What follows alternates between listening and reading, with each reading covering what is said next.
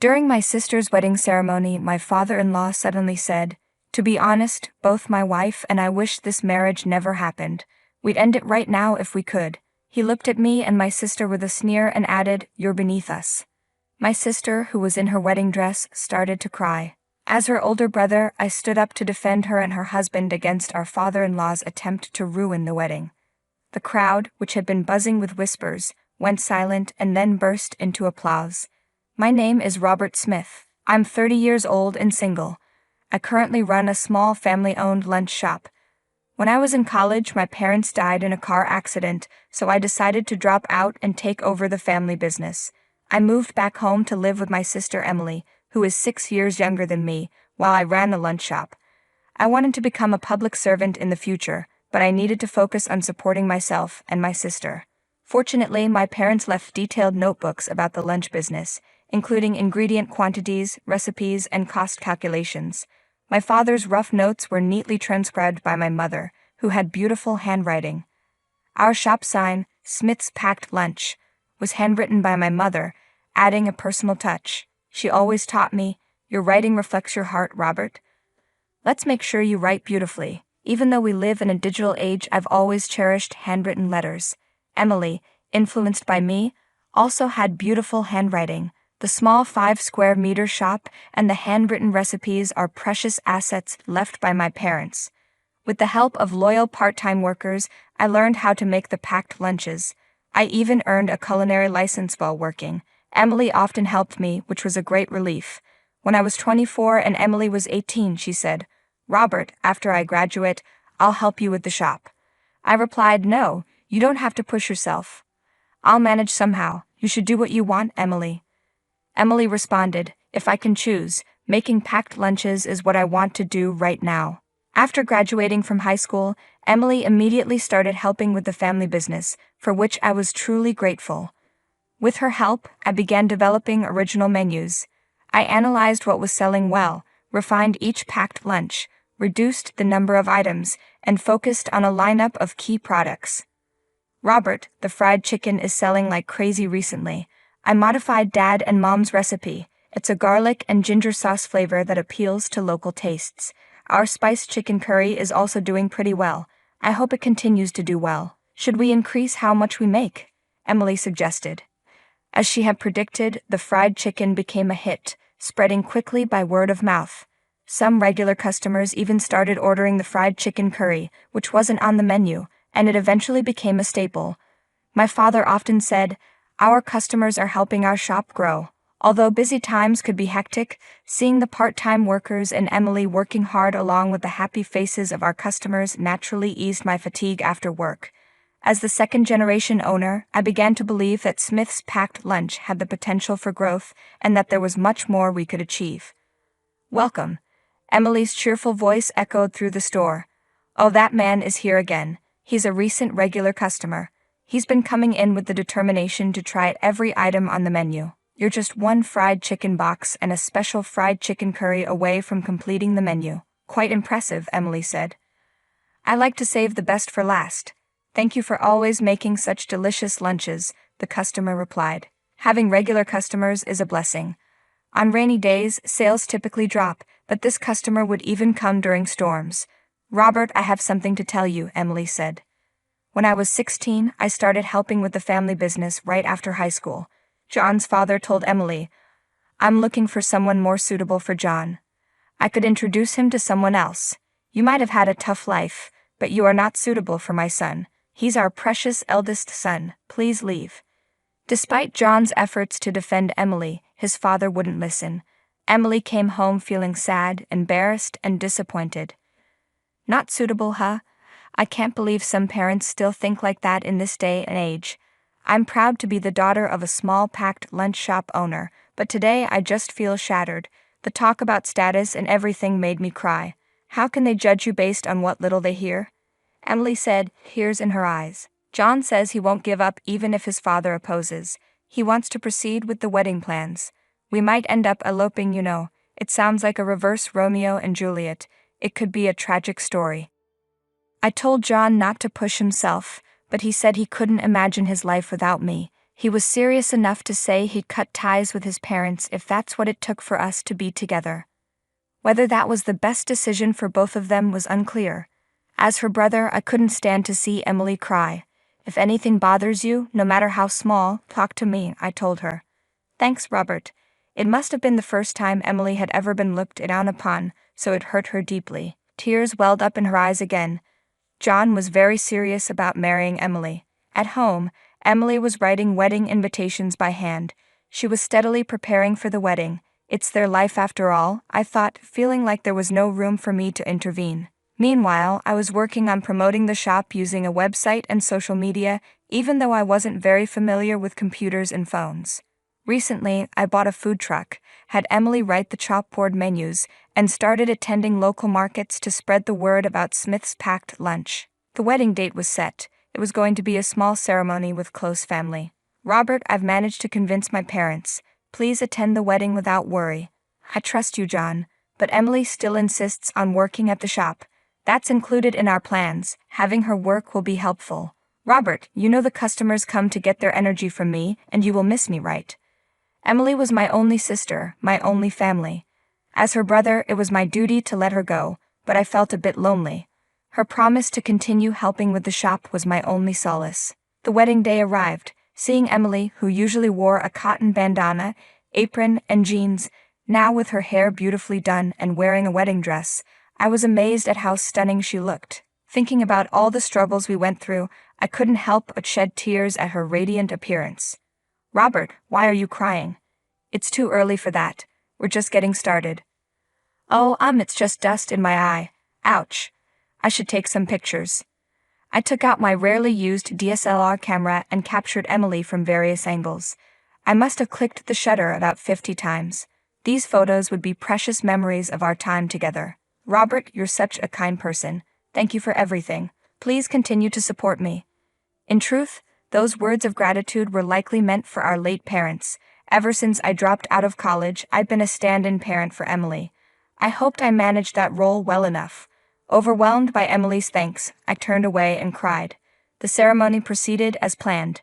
The bride and groom sat at their seats, looking at us with a mix of shyness and happiness. It was time for the father of the groom's speech.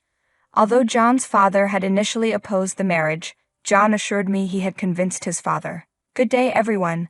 I am Sam Thompson, the father of the groom, John. On this auspicious day, I thought as I watched the groom's father, I feel like I've seen that man somewhere before. He seemed accustomed to public speaking and was adept at holding the audience's attention. His speech was written on a long, vertically folded piece of paper, suggesting it would be lengthy. I expected it to be a heartfelt speech that would make the bride and groom happy.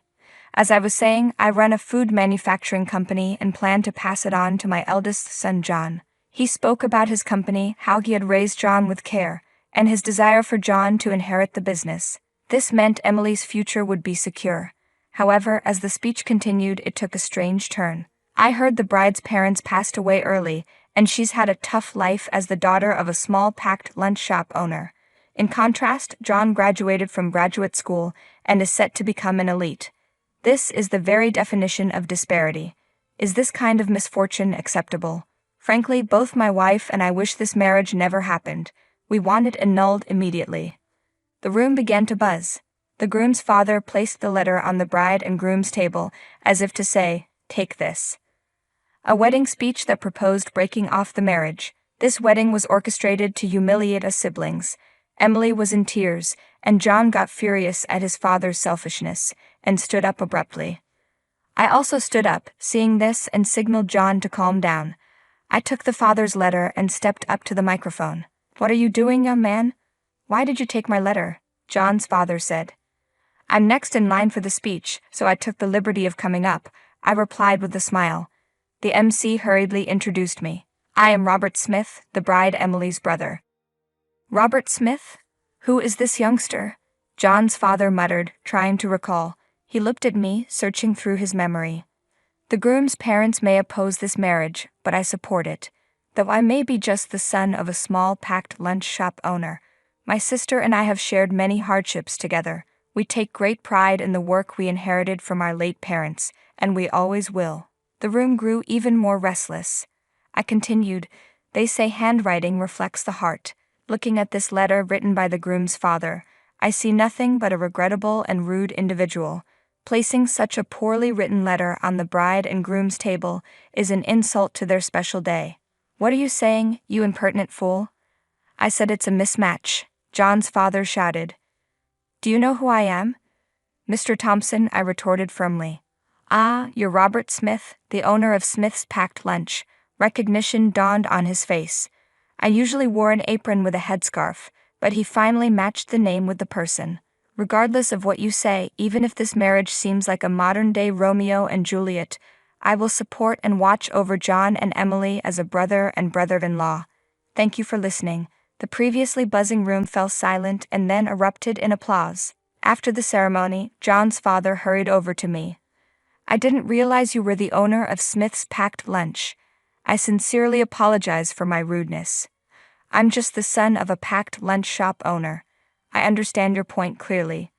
The father had once visited our shop with his executive, proposing to turn our popular fried chicken into a frozen food product and even expand into a chain of fried chicken specialty stores. It was a pivotal project for their company, and I had been on the verge of signing the contract, impressed by how much they valued my recipe. But after the way he humiliated my sister and me and embarrassed his own son at the wedding. "Your handwriting reveals your character." My mother's words were right. Handwriting reflects the heart. "Mr. Thompson, please consider the proposal null and void. It's impossible to work with you." "That's impossible. We've already finalized the package design and sent it to the printer. We've also contracted and renovated 6 stores. You acted too quickly. I haven't signed the contract. Moreover, this recipe is a treasured family secret, refined by me from my late parents' original. I'm not giving it away. You should look elsewhere. The Smith's Packed Lunch brand carries significant weight. Please reconsider." Suddenly, John interjected and cut into the conversation. "Dad, our relationship ends today as promised. I never expected such a betrayal. I'm cutting ties with you." "John, please reconsider. You're the only heir." John shouted with tears streaming down his face. "Who broke our promise first?" Thus, John ceased to be a son to his father. He took on our family name, becoming John Smith. After the tumultuous wedding, Emily and John moved into an apartment near the packed lunch shop. Emily's previously 0-minute commute turned into a 20-minute bike ride.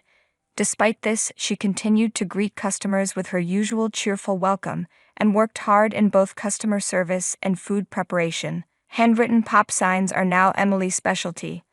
They are an indispensable promotional tool for Smith's Packed Lunch. John supported me on the business side, asking, "Robert, is there anything I can help with?" Cutting ties with his parents did not diminish John's exceptional marketing skills. He later established a digital marketing company. With no hair left, John's parents brought in a new president for their food manufacturing company from outside. However, as a chairman, Mr. Thompson was not good at delegating and quickly drove the new president out. He then took on the title of chairman and president himself, but his notorious reputation caused the company to shrink further. The cost of losing John was steep for Mr. Thompson. With John's help, I focused on product development. While creating hit products was challenging, Smith's Packed Lunch gained more recognition.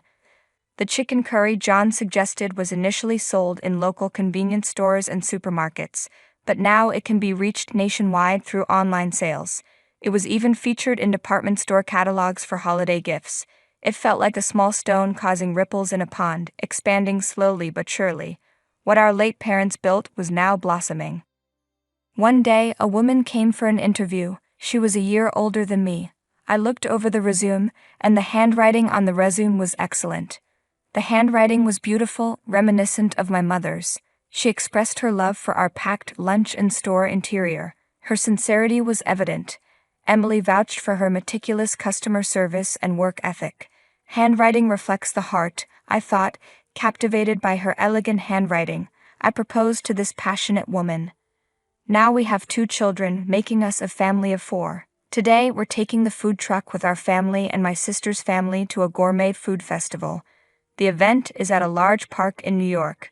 A large crowd is expected. We've refined our signature fried chicken for this day. I am confident that the future of Smith's Packed Lunch is bright.